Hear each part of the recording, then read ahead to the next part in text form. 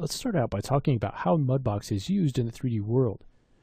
So when we're creating projects, whether it's for a movie or for a game, we've got the models that we want to create. We'll build those in an application like Maya or Softimage or 3ds Max, and we'll create that geometry much like this. So we've got a T-Rex model here. This is actually one of the starting meshes that comes with Mudbox, and we'll take a look at that a little bit more later on, but just want to look at the polygons here.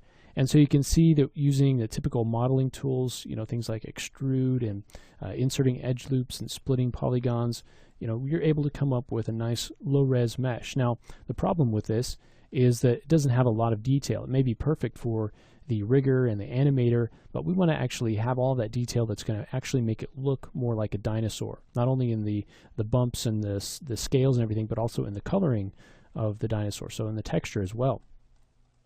And so what Mudbox can do is take this low resolution base, and it'll give us the ability to use some very intuitive tools to start to add all of that high resolution detail to our mesh. So it does this by subdividing our model. So we can start to subdivide. You can see how the number of polygons grows, and you can see it visually here as that number of polygons grows as well. Okay, and you can start to use some of these intuitive tools to start to pull areas of our model out, and we can start to add areas in here, smooth them back out. Okay, and it gives you more of a traditional clay-like or sculpting type of a feel. So if you're someone who's familiar with more traditional methods like that, sculpting methods and so forth, then you're going to probably take to this a little bit more easily. It's going to be a little bit more removed from some of the more typical modeling tools that we may use, as we talked about, splitting edges and things like that. That's going to be used here in Mudbox. It's going to be used in another application to modify the base mesh, and then come back in here and we'll actually be able to sculpt that detail, add all of that detail in. So by using these tools, we can take something like this, which is a very low resolution mesh, and we can just, through the use of sculpting, go ahead and add a lot of that detail in there. Okay, and you can see that we have a number of subdivision levels, which we'll talk about in a little bit, but this gives us the ability to go into the millions of polygons, and we can see the detail that we've added just with our sculpting tools. So this lets us add things like the musculature, things like the little scales, the wrinkles on the belly, all of the details that we want to add here for our particular project. Now, Mudbox is not limited to just sculpting and adding that modeled detail. We can also paint actual texture maps, and these are actual image maps that we can very quickly export.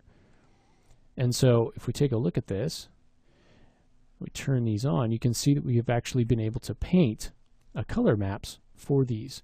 And we've got a number of tools that we can use to paint those textures. And so Mudbox is really a great solution for all-around character creation. We can take a base mesh that we have, come in here and modify it however we like, do all of our sculpting on this, sculpt all of the bumps and all the muscles and shape it. And then also, without leaving Mudbox, go ahead and paint textures for not only color, but we can paint specularity and glossiness and things like that as well. So you really have a lot of options here in Mudbox to be able to create your character. In addition to that, we have, there's a great method of integration here with Maya, 3ds Max, and Softimage that is really seamless, and we'll take a look at that as we move forward, but it really makes for a great workflow, and it's really easy to go back and forth if you need to modify something on the base mesh, come back in and do some sculpting. Okay, so now that we have the high resolution detail sculpted in and we have the color map, now we want to get this onto some sort of a usable mesh. So that's going to be something more akin to the base mesh that we started with, something that the rigger can rig, the animator can animate, and it'll deform properly. Let's say if it's a game engine, the game engine will be able to handle the number of polygons that are associated with it. So because of those limitations, we need to be able to get our detail out. And so we'll look at a few of the ways that we can start to get some of the detail out, exporting our texture maps, extracting things like normal maps or displacement maps to get all of the high resolution detail on a lower resolution mesh, because we can't deal with something normally that is this high resolution because of the, it's into the millions of polygons, let's say. Okay, so we can't deal with that in a game engine or even, in other applications. And so that's one of the considerations to think about when we're doing something in Mudbox using this sculpting type of a workflow.